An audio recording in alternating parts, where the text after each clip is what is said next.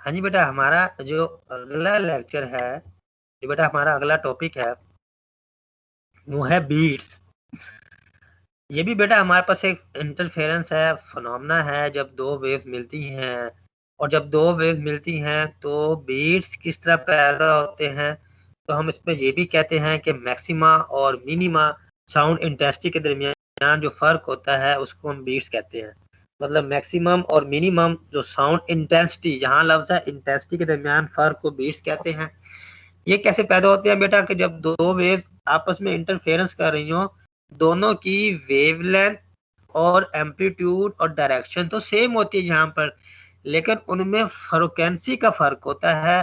तब बेटा हमारे पास क्या होती है, वहां पर बीट्स पैदा होते हैं। ठीक है बेटा, तो आपको पता हो कि बेटा बीट्स हमारे पास कब और किस कंडीशन में पैदा होते हैं कि जब बेटा हमारे पास दो वेव्स इस तरह हो, उनका एम्पलीट्यूड, वेवलेंथ और डायरेक्शन सेम हो, लेकिन उनकी फ्रीक्वेंसी में स्लाइटली डिफरेंस हो, फ्रीक्वेंसी में थोड़ा सा फर्क हो, तो बेटा हमारे पास वहां पर क्या होते हैं, बीट्स पैदा होते हैं। ठीक है बेटा, अब बीट्स को पैदा करने के लिए मैंने यहाँ पे एग्जांपल दी है। मेरे पास दो ट्यूनिंग फोर्क है और बॉक्स में रखे हुए हैं, और दोनों ट्यूनिंग फोर्क सेम एक जैसे हैं, में कोई फर्क नहीं है।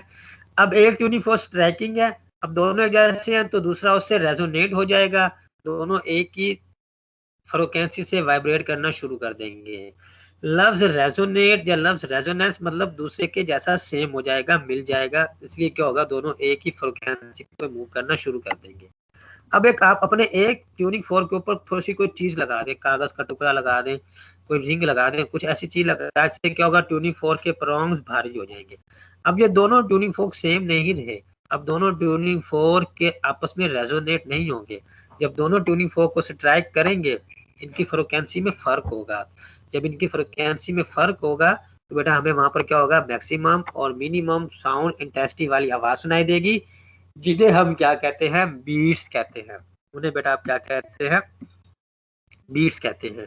ठीक है बेटा, फिर सुन लें बीट्स के बारे में बेटा कि ऐसा दो वेव्स का इंटरफेरेंस है जिनमें आपको मैक्सिमम और मिनिमम साउंड इंटेंसिटी पैदा हो, बीट्स कहते हैं। कैसे पैदा होती है, जब आपके पास बेटा क्या होता है, हमारे पास दो वेव, इनका एम्पलीट्यूड भी सेम हो, वेवलेंथ भी सेम हो, डायरेक्शन भी सेम हो, लेकिन डिफरेंस होता है उनकी फ्रीक्वेंसी के दरमियान, और वो डिफरेंस भी बहुत ज्यादा नहीं होता बेटा, वो डिफरेंस भी स्लाइटली थोड़ा सा डिफरेंस होता है। जब उनकी फ्रीक्वेंसी के दरमियान थोड़ा सा डिफरेंस हो तो बेटा हमारे पास जो वहां पर फिनोमेना होता है, उस फिनोमेना का नाम है बीट्स, जिस पर आपकी तमाम पूरी म्यूजिक इंडस्ट्री वर्क करती है, तो इसी बीट्स पर ही वर्क करती है। बहरहाल बेटा अब हमने करना है इसका मैथमेटिकल ट्रीटमेंट, और मैथमेटिकल ट्रीटमेंट करने के लिए हम इसे कंसीडर, ये बेटा हमारे पास क्या है, लॉन्गिट्यूडनल वेव्स है। हाँ जी बेटा, क्या हुआ है, इन्हें बेटा हम क्या समझते हैं, इन्हें हम लॉन्गिट्यूडनल वेव समझते हैं। तो आपको पता है कि लॉन्गिट्यूडनल वेव्स कौन सी होती हैं, जो back and fourth along the direction of propagation, जो डायरेक्शन ऑफ प्रोपगेशन उसकी तरफ या उसकी मुखालिफ सिमत में हो, उन्हें हम कहते हैं लॉन्गिट्यूडनल वेव। और इसके मुखालफत में होती है ट्रांसवर्स वेव, और ट्रांसवर्स वेव के बेटा आपको पता है कि कौन सी वेव्स होती हैं, जो बेटा क्या होती है हमारे पास परपेंडिकुलर होती है डायरेक्शन ऑफ प्रोपगेशन के। हाँ जी बेटा, कोई इशू है आपको,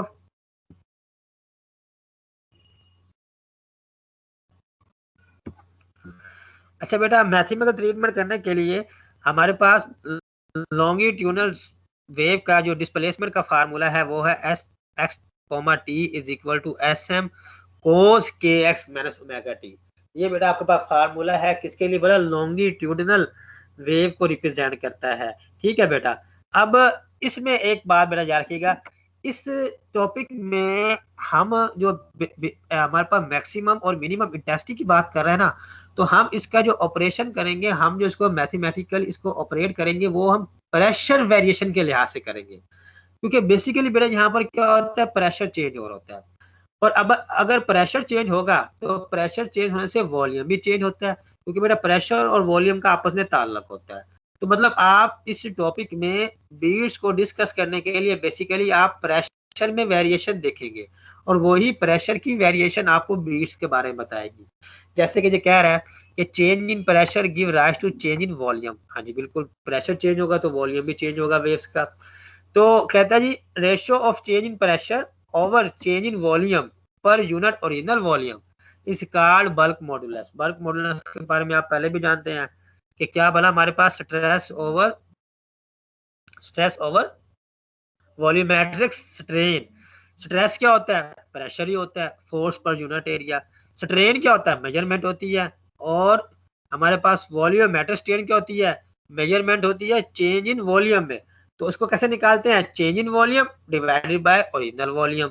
तो मतलब बेटा मेरे पास बल्क मॉडुलस जिसको बी से रिप्रेजेंट किया is equal to minus del P over del V over V. ये स्ट्रेस है, ये स्ट्रेन है। ये याद रखिएगा बेटा, ये स्ट्रेस है, मेरे पास ये क्या है? स्ट्रेन है इसका। ठीक है बेटा। अगर मैं इसको और ज्यादा एक्सप्लेन करूं तो मैं लिख सकता हूं कि del P is equal to minus B del V over V. बेटा माइनस क्या इंडिकेट कर रहा है? माइनस ये इंडिकेट कर रहा है कि प्रेशर और वॉल्यूम का आपस में ताल्लुक इनवर्सली प्रोपोर्शनल का होता है। अगर प्रेशर बढ़ेगा तो वॉल्यूम कम होता है, अगर प्रेशर कम होगा तो वॉल्यूम बढ़ता है। इसलिए यहाँ पर ये माइनस लगा हुआ है, जिससे मैंने कह दिया इक्वेशन नंबर 1। कहता है जी आपके पास डेल पी प्रेशर है जो हमने इजाफा किया है, पी नॉट ओरिजिनल है, तो फिर आपके पास आफ्टर लोकेशन एक्स क्या बन जाएगा? Time T P not plus P into x T. ये बन जाएगा टोटल जो चेंज होने के बाद। तो एक्चुअल प्रेशर में पॉजिटिव भी हो सकता है, नेगेटिव भी हो सकता है। ठीक है बेटा। बट डेल ये किस पर डिपेंड करता है कि डेल पी आपकी पॉजिटिव सेंस में है या नेगेटिव सेंस में है। ठीक है बेटा। अब कहते हैं कंसीडर करें कि layer of medium such as fluid है, कोई फ्लूइड है, उसकी थिकनेस आपके पास डेल एक्स है और उसका एरिया आपके पास ए है और उसके ऊपर लगने वाला अनडिस्ट्रीब्यूटेड प्रेशर वो पी नॉट के इक्वल है। तो वॉल्यूम बेटा क्या बन जाएगा? वॉल्यूम आपको पता है कि क्या बन जाएगा? ए इंटू डेल एक्स। अब बेटा आप बेहतर जानते हैं एरिया में 2 क्वांटिटी होती है, वॉल्यूम में 3 क्वांटिटी होती है। ये मैं बात पहले ऑलरेडी क्लास में आपको बता चुका हूँ। तो मतलब एरिया एक 2 क्वांटिटी, डेल एक्स तीसरी क्वांटिटी मिलके बन गया वॉल्यूम। तो volume is equal to A into del X. अब बेटा थिकनेस ऑफ मीडियम चेंज कर लें बाय अमाउंट डेल एस के साथ जब वो कंप्रेस होता है या एंड रेफ्रेक्शन के दौरान। तो अब बेटा उसमें क्या होगा? प्रेशर चेंज होगा साउंड वेव की वजह से।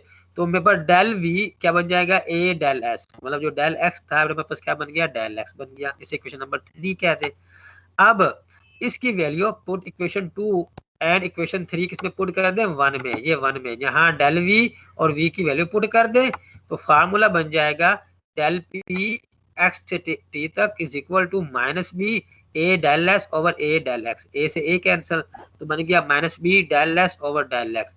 अब आप यहाँ पर लिमिट लगा दें तो बेटा लिमिट में क्या होगा? Del X going to approaches to 0। तो मतलब ये इंडिकेट करेगा डेरिवेशन को। तो बन जाएगा मेरे पास क्या? Minus beta sigma x over sigma x. मतलब डेरिवेट हो रहा है एस एक्स के लिहाज से। तो बेटा अगर मैं बात करूं डेल एस तो मैंने एस की मैंने पहले लिखा था, एस का फार्मूला एस एम कोस के एक्स माइनस ओमेगा टी, वो यहाँ पर लिख दिया। इसको आप एक्स के लिहाज से डेरिवेट कर लें तो आपके पास क्या बन जाएगा? बी के, क्योंकि कोस के एक्स है, एस के लिए डेरिवेट करना, यहाँ के बाहर आ जाएगा तो बी के एस एम और कोस बन जाएगा साइन माइनस साइन, ये पहले माइनस था, एक माइनस और दोनों पॉजिटिव हो जाएंगे, साइन के एक्स माइनस ओमेगा टी। अब देख लें बेटा, अब आप सोच रहे हो कि यहाँ पर ओमेगा बाहर क्यों नहीं आया? क्योंकि इसमें एक्स के लिहाज से डिफरेंशिएट किया हुआ है। हाँ अगर मैं इक्वेशन को टी के लिहाज से डिफरेंशिएट करता तो ओमेगा बाहर आता, लेकिन यहाँ मैंने एक्स के लिहाज से डिफरेंशिएट किया इसलिए के बाहर आया। तो दिस इज बी के एस एम, ये कांस्टेंट है जिसे मैं कहता हूँ डेल पी एम के इक्वल है, डेल पी एम इक्वल है। तो मेरे पास बन गया मैक्सिमम जो प्रेशर है। तो del P X T is equal to क्या गया? डेल पी एम साइन के एक्स माइनस ओमेगा टी। इसे हम क्या कहते हैं? जो बी के एस एम जो इक्वल है डेल पी एम के, इसे कहते हैं प्रेशर का एम्पलीट्यूड है, मतलब प्रेशर की मैक्सिमम वैल्यू है। तो प्रेशर जो बेटा वेरिएशन है डेल पी टी इसमें बस क्या आ गया? Del P M sine omega T. मतलब जो टी के लिहाज से टाइम के लिहाज से होगी वो क्या बन जाएगी? Sign omega T. यहाँ आपने एक्स को निकाल दिया इसलिए यहाँ पर एक्स क्या आया? के एक्स नहीं आया, क्योंकि यहाँ हम एक्स की बात नहीं कर रहे, हम टाइम के लिहाज से बात कर रहे हैं। अगर हम एक्स को कांस्टेंट रख लें, टाइम के लिहाज से वेरिएशन की बात करें तो टी बचेगा और यहाँ पर सिर्फ ओमेगा टी आएगा। ठीक है बेटा। अब सुपर पोजिशन की बात करें, आपस में जब मिलती है तो क्या होता है? एक आप डेल पी वन कह दें, एक आप डेल पी टू कह दें। ये साइन ओमेगा 1 टी, ये साइन ओमेगा 2 टी, दोनों को बेटा आप ऐड कर दें तो मेरे पास जनाब ये क्या बन जाएगा? ऐड करने के बाद बेटा मैं जब इसको आपस में ऐड करूंगा तो del P M sine omega 1t plus del P M sine omega 2t, del P M common आ गया, वापस क्या आ गया into sine omega 1t plus sine omega 2t। अब फिर वही बात, omega 1t alpha omega 2t beta, omega 1 plus omega 2 या ओमेगा 1 अल्फा या ओमेगा 2 बीटा, टी कॉमन ले ले, बन जाएगा cos omega 1 minus omega 2 divided by 2 T और sine omega 1 plus omega 2 divided by 2 into T. ठीक है बेटा, तो अब इसमें मेरे पास क्या होगा, ये बन जाएगा डेल पी एम कोस, हाँ जी बेटा, ओमेगा 1 माइनस ओमेगा 2, एक वैल्यू को दूसरी वैल्यू से माइनस कर रहे हैं।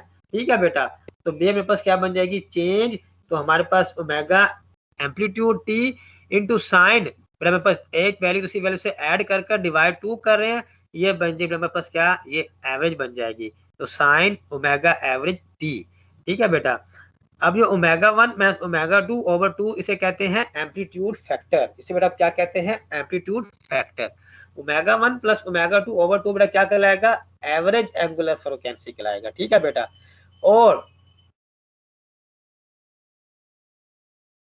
वेरी हमारे पास जो बनता है इसका एम्पलीट्यूड, अब देखें सेम इसी बात, अब बेटा हमारे पास जो यहाँ देगा वो फेज बताएगा साइन ओमेगा टी, बाकी जो सारा 2 delta P N cos omega T ये आपको क्या देगा, एम्पलीट्यूड देगा। तो बेटा मेरे पास इसका एम्पलीट्यूड का ये फार्मूला बन गया। अब जो एम्पलीट्यूड फ्रीक्वेंसी है समान है, बिकॉज ओमेगा 1 एंड ओमेगा 2 आपस में तकरीबन इक्वल होते हैं। मैंने पहले कहा इसमें जो फ्रीक्वेंसी का फर्क होता है वो ज्यादा नहीं रखना, अगर ज्यादा फ्रीक्वेंसी का फर्क रखते हैं तब भी बीट्स पैदा नहीं होते, कम से कम कहते हैं कि 10 हर्ट्ज की फ्रीक्वेंसी के फर्क तक आप बीट्स प्रोड्यूस कर सकते हैं, अगर इससे ज्यादा फ्रीक्वेंसी का फर्क होगा तो बेटा वहां पर भी बीट्स पैदा नहीं होते। ठीक है, तो यही बात कर रहा है, define an envelope within which variation are rapid, variation क्या होती है, तेजी से होती है, और this phenomena is form of amplitude modulation, ये बेसिकली क्या कर रहा होता है, उसके एम्पलीट्यूड को कम या ज्यादा कर होता है, उसको एम्पलीट्यूड को कम या ज्यादा कर होता है। The pressure variation del P1T and P2 में बस क्या है, रेगुलर रिजल्टेंट प्रेशर वेरिएशन होती है, डेवलप होती है सुपरपोजिशन की वजह से। ठीक है बेटा, अगर हम इसकी कर्व बनाएं तो बेटा हमारे पास ये देखें, यहाँ पर एक कर्व की शक्ल में दिया होगा, यहाँ पर आपको आप साफ लग रहा होगा कि F1 टोटल फ्रीक्वेंसी क्या है, V average omega average over 2 पाई, और F1 क्या है ओमेगा 1 ओवर 2 पाई, F2 क्या है ओमेगा 2 ओवर 3 पाई। अगर मैं इसका ग्राफ में देखूं, ये देखें बेटा, ये आपके पास क्या है डेल P1 है, ये आपके पास क्या है डेल P2 है, दोनों की फ्रीक्वेंसी में क्या है फर्क है। ठीक है बेटा, और जब ये आपस में दोनों मिलेंगे तो मेरे पास क्या है इनवेलप बनता है, जिसमें ये आप देख रहे हैं कि मतलब पहले एम्पलीट्यूड बढ़ता बढ़ता बढ़ता फुल बढ़ा, फिर क्या हो गया मिनिमम होता होता फुल मिनिमम, फिर बढ़ता बढ़ता बढ़ा, ये क्या है बीट्स को रिप्रेजेंट कर रहे हैं। ठीक है बेटा, ये क्या कर रहे हैं आपके बीट्स को रिप्रेजेंट कर रहे हैं। अगर मैं इसकी बीट एंगुलर फ्रीक्वेंसी यहाँ से मालूम करूं तो बीट हमारे पास क्या होगा, maximum of intensity of sound occur जब आपके पास कोस ओमेगा एम्पलीट्यूड इक्वल होगा +1 या -1, बिल्कुल ऐसी ही बात है, तभी मैक्सिमम मिलेगा हमें। तो अब इंटेंसिटी डिपेंड करती है स्क्वायर ऑफ एम्पलीट्यूड पर। अब each of these values occur one in A cycle, ये एक बार ही होंगी। द नंबर ऑफ बीट्स पर second is twice the number of cycles पर सेकंड ऑफ इनवेलप।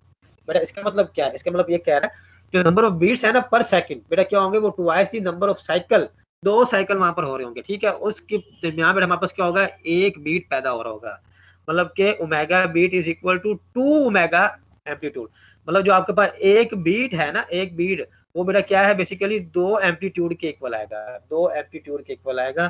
तो बेटा हमारे पास ओमेगा बीट में पास क्या आएगा, ओमेगा 1 माइनस ओमेगा 2। इसी तरह बीट लीनियर बेटा जो हमारे पास फ्रीक्वेंसी है वो linear frequency and angular frequency related है, omega is equal to 2 pi F, और लीनियर फ्रीक्वेंसी क्या होती है 2 pi F is equal to 2 pi f1 minus 2 pi f2। तो फ्रीक्वेंसी जो बीट की होगी लीनियर, उसका फार्मूला आ गया f1 माइनस f2, जो उसने शुरू में बात की गई थी कि उतने ही बीट्स पैदा होंगे जितना उनमें फ्रीक्वेंसी का फर्क होगा। लेट्स सपोज अगर फ्रीक्वेंसी का फर्क 5 हर्ट्ज का है तो वहां 5 बीट्स पैदा होंगे, अगर फ्रीक्वेंसी का फर्क 20 हर्ट्ज का है तो वहां बेटा 20 हर्ट्ज पैदा होंगे। अब वो 20 हर्ट्ज इतने रैपिडली होंगे, तो हमने पहले बात की ना रैपिड होते हैं क्योंकि एम्पलीट्यूड इतना तेजी से बढ़ रहा कम हो रहा होता है, तो हमें वो सुनाई नहीं देते, इसलिए हम कहते हैं कि 10 तक फर्क अगर हो, 10 बीट्स पैदा हो रहे हो तो हम इसलिए सुन सकते हैं। इससे ज्यादा बीट्स पैदा होते हैं लेकिन हम उनकी हेयरिंग सही तरह नहीं कर सकते, हम उनको सही तरह सुन नहीं सकते, इसलिए क्योंकि वो काम प्रोसेस तेजी से हो रहा होता है, इसमें एम्पलीट्यूड बढ़ रहा होता है, कम हो रहा होता है। ठीक है बेटा, अब अगर आपका यहाँ से कोई क्वेश्चन है बेटा पूछ।